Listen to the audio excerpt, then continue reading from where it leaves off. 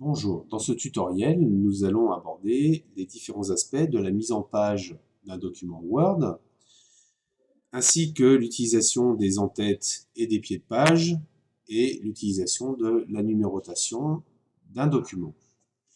Pour ce faire, nous allons réaliser un exercice situé dans TD Exam Prof Bouffard Word Word 02, dont l'énoncé est donné dans le fichier PDF, et qui consiste à réaliser un document de 3 pages avec des mises en page, des en-têtes et des numérotations particulières. Ceci nous permettra de survoler différents aspects de mise en page, d'en-tête et de numérotation.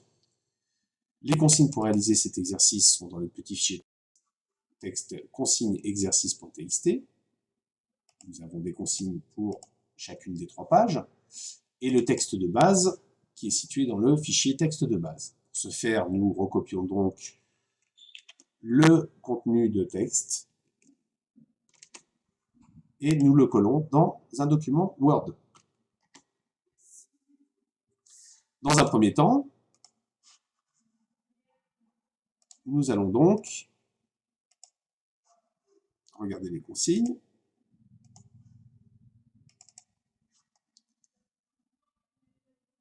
Où nous voyons que la première page est orientée en portrait, que l'alignement est vertical centré, que le nom, le groupe, la date et le lieu en tête, et que le pied de page a une numérotation centrée commençant à 10. Pour aller dans le menu mise en page, nous pouvons procéder de 2 façons différentes. En passant soit par mise en page, avec la rubrique mise en page, qui nous permet d'accéder à un menu un peu plus poussé et un peu plus précis en termes de réglage de la mise en page du document. Ou alors directement cliquer dans cette partie grisée qui nous renvoie directement dans le menu mise en page. Par défaut, l'orientation d'un document est portrait, donc la première consigne est appliquée. Et nous allons ensuite voir comment aligner du texte en verticalité dans une page. Allez dans Dispositions, regardez au niveau de la rubrique Page, alignement vertical, et vous choisissez Centrer. Nous voyons que le texte se recentre au milieu du document, ce qui peut être une option intéressante lorsque l'on a une couverture à créer et que l'on veut que le contenu soit parfaitement centré au milieu de cette page. Nous devons ensuite déplacer ces 4 paragraphes dans l'en-tête et créer une numérotation commençant à 10 en pied de page. Nous coupons ces 4 paragraphes et pour accéder à l'en-tête ou au pied de page d'un document, il suffit de cliquer dans la partie supérieure, ce qui a pour effet immédiat d'ouvrir un contexte qui s'appelle en-tête et pied de page. Nous collons les 4 paragraphes et le contenu donc de cette zone d'en-tête apparaîtra par défaut systématiquement sur toutes les pages du document. J'aligne à droite les 2 derniers paragraphes. Je diminue l'écart entre chaque paragraphe en supprimant les espaces après paragraphe. Et nous obtenons donc le résultat pour la première page. Nous devons ensuite numéroter à partir de 10 dans le pied de page, et cette numérotation doit être centrée. Nous retournons donc dans Outils, en-tête et pied de page, Création, et nous avons une rubrique en-tête et pied de page avec numéro de page. Nous allons donc dans Numéro de page et nous allons définir le format des numéros. Ce que nous souhaitons, c'est que la numérotation commence à 10.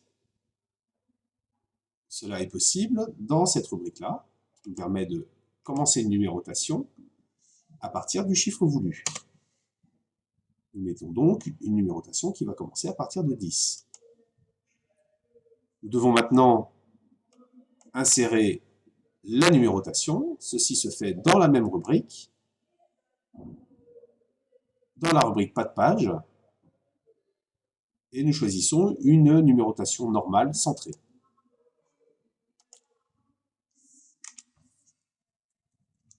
Nous avons donc réalisé la mise en page de notre première page du document. Vous voyez que lorsque l'on sort du contexte d'en-tête et de pied de page, le contenu des en-têtes et des pieds de page est légèrement grisé.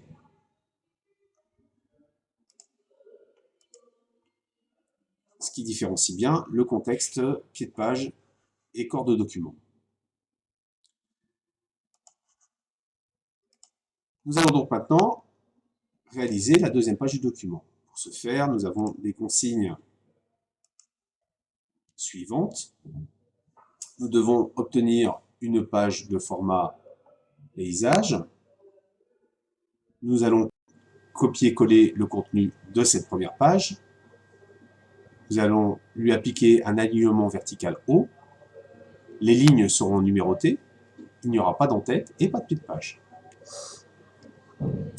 Pour commencer, nous allons créer cette deuxième page. Pour isoler cette deuxième page, nous allons à la ligne, sélectionnons le paragraphe vide et nous allons dans le menu Mise en page. Dans l'onglet Marge, nous allons donc choisir maintenant une orientation de type paysage, mais uniquement au texte sélectionné. Ce qui a pour but de générer une deuxième page d'orientation paysage. On doit noter au passage que lorsque l'on change de mise en page dans un document, il se crée automatiquement un saut de section page suivante. Vous pouvez voir qu'en fait, sur un document de 2 pages, nous avons 2 pages et 2 sections différentes. Vous verrez que ce principe est particulièrement important par la suite lorsque nous aurons à modifier les en-têtes et les pieds de page. Je sélectionne donc le texte de la première page, je le copie et je le colle dans la deuxième page. Nous devons avoir un alignement vertical haut et des lignes numérotées. Je retourne dans le menu Mise en page, Disposition, je sélectionne un alignement vertical haut et je vais dans le menu Numérotation des lignes qui me permet d'ajouter une numérotation de ligne. Je prends les options par défaut et je valide. Vous avez donc un document de format paysage avec des lignes numérotées. Les dernières consignes sont donc maintenant de ne pas avoir d'en-tête et pas de pied de page. Théoriquement, lorsque nous sommes dans un document, dans le menu Outils, en-tête et pied de page, nous avons la possibilité de différencier la première page de la suivante, tout du moins du contenu de son en-tête ou de son pied de page par rapport aux pages suivantes, puisque par définition, ce contenu est récurrent sur toutes les pages d'un même document. Pour modifier donc ce comportement, nous avons la possibilité d'actionner première page différente, ce qui aura pour but de pouvoir mettre dans cette en-tête quelque chose de différent par rapport à cette en-tête-là.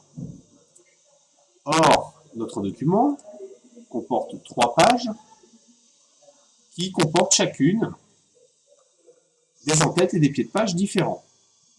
Nous allons donc utiliser une technique différente qui consiste à délier, à rendre indépendants les en-têtes et les pieds de page des différentes pages du document. Pour ce faire, il faut impérativement avoir créé un saut de section page suivante d'une page à l'autre. Ceci n'est possible que dans ce contexte-là. Si on avait inséré un saut de page entre la première et la deuxième, nous n'aurions pas accès à cette option qui consiste à lier au précédent les en-têtes et les pieds de page, ou délier au précédent les en-têtes et les pieds de page. Pour modifier le comportement de réitération de l'en-tête d'une page à l'autre, nous choisissons d'enlever l'option liée au précédent, ce qui a pour effet de libérer, vous le voyez ici, de libérer la liaison entre cette en-tête et la première. Si je sélectionne le contenu de l'en-tête de la deuxième page, que je l'efface, ça ne modifie pas l'en-tête de la première page. De la même façon, je me positionne dans le pied de page de la deuxième page, qui est lié au précédent. Si j'enlevais ce contenu, nous voyons qu'immédiatement, le contenu du premier pied de page est effacé aussi. J'annule donc cette action, et je vais dans un premier temps décocher l'option liée au précédent. Si maintenant je supprime la numérotation de la deuxième page, cela ne modifie pas pour autant la numérotation de la première page. Nous avons donc réalisé une deuxième page avec une mise en page totalement différente et des en-têtes différents aussi.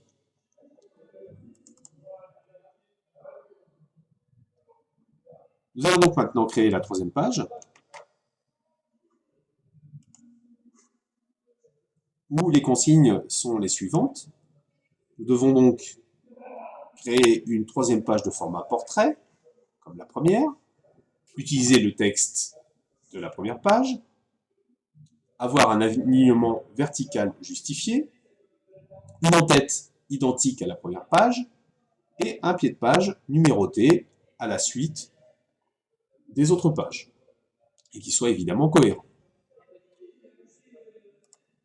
Nous allons donc procéder comme précédemment, sélectionner un paragraphe,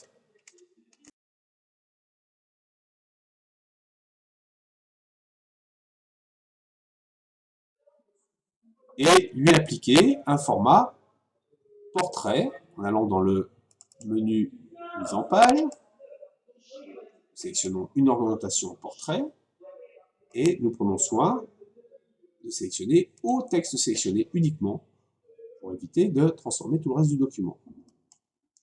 Vous voyez que, à l'instar des deux premières manipulations, nous avons donc un saut de section page suivante qui a été créé, et nous sommes passés dans une troisième page et une troisième section,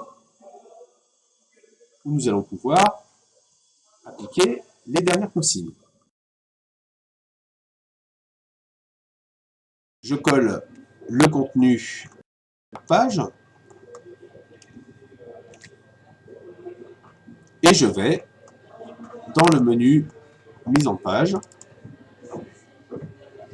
afin de changer la disposition et la numérotation des lignes. Je dois avoir une numérotation justifiée et une numérotation des lignes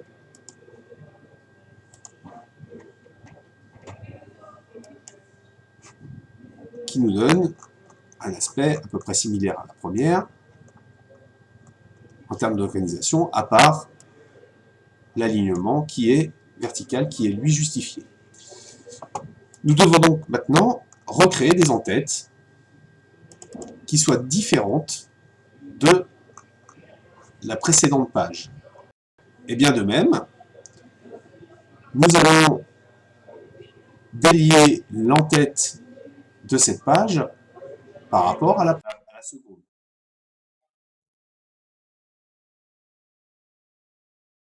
J'enlève la liaison entre cette en-tête et la précédente, ce qui fait que je peux recopier le contenu de cette en-tête, CTRL-C, le coller dans la troisième, CTRL-V, sans que pour autant ça le rajoute dans la page précédente. De la même manière, je veux à nouveau une numérotation dans le pied de page, ce qui ne va être possible que si j'enlève la liaison avec le pied de page précédent.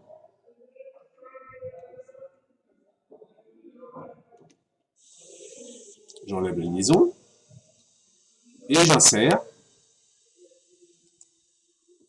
une page où je vais demander une numérotation à la suite de la section précédente.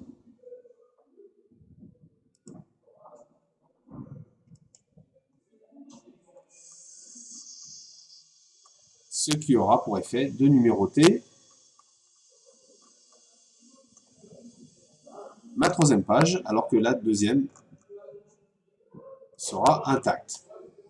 Dans le cas présent, il pourrait être intéressant de modifier cette numérotation afin qu'elle reprenne à la suite de la page précédente, une numérotation virtuelle qui est ici la page numéro 11, et cette page devrait être la page numéro 12. Je vais donc annuler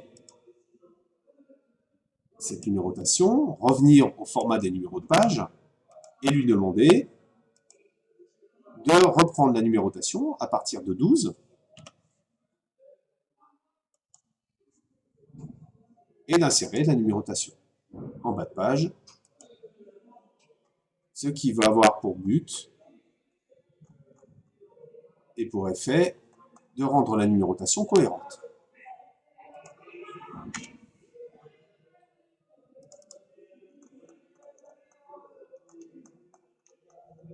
Notre mise en page est terminée. Je vous remercie.